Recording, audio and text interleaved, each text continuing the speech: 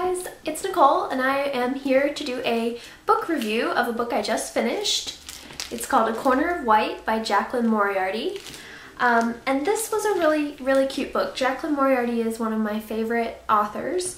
She wrote The Murder of Bindi McKenzie, The Year of Secret Assignments, and I think the most recent one in that kind of series is The Ghosts of Ashbury High. And those are all just really cool, fun books. They're usually very funny. There's a lot of different elements that kind of weave together, and she'll usually include things like letters and emails and little notes, and so those all kind of add to the story and make them really neat. So A Corner of White is her newest book, and I believe it's actually going to be a series.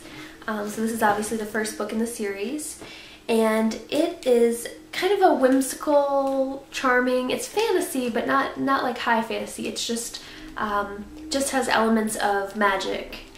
And it's very, I would say charming would be the word that describes this book. It's not action-packed, it's not super exciting, but it's very, the language is really nice. It's full of like imagery. It's like I said, it's just kind of a charming book. Both of the characters are really interesting and different.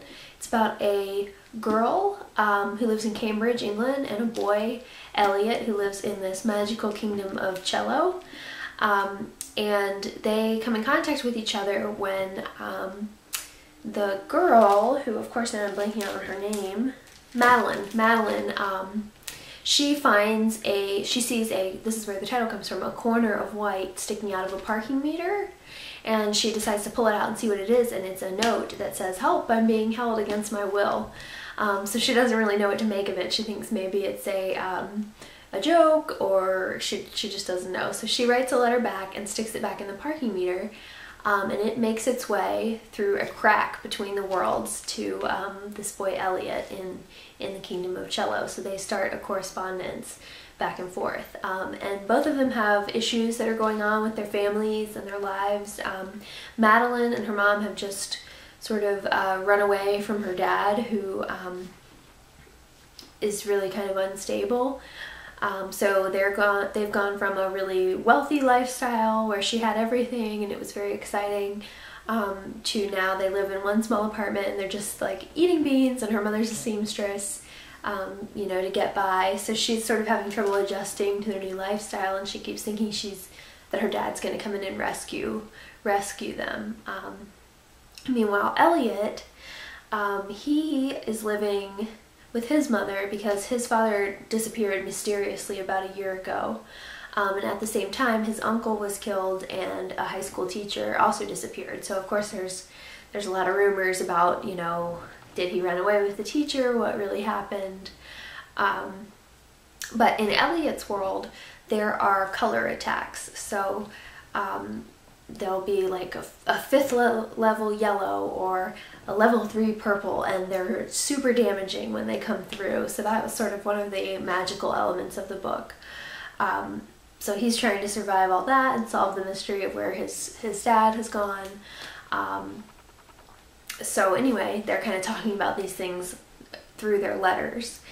And I have to say, at the beginning of the book, I wasn't like crazy about it. I didn't really get it.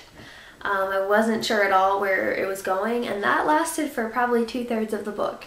And the last third, you really get a sense of how all the pieces are coming together, and how things are related, and you know, the plot starts to move along a little bit more. So overall, I enjoyed it in the end, especially like the last third of the book. And I think it's not a book for everybody, but if you enjoy kind of playful language, if you don't mind if things don't really make sense sometimes at the beginning, it would be a good book for you. And if you've read other ones by Jaclyn Moriarty, you would probably like this one as well, although I didn't think this one was as funny as some of her other books. But it was good. So I think I probably will check out the next couple books in the series. Like I said, didn't blow me away or anything, but it's really intriguing, and it's pretty different than really anything else that's out right now, which I like. So yeah, I would like to see where it goes. Let me know if you have read A Corner of White and what you thought of it, or if you like any of her other books as well. I'd love to hear that too, since they're some of my favorites. And can't wait to hear what you guys thought of what you're reading lately. Thanks for watching. Bye!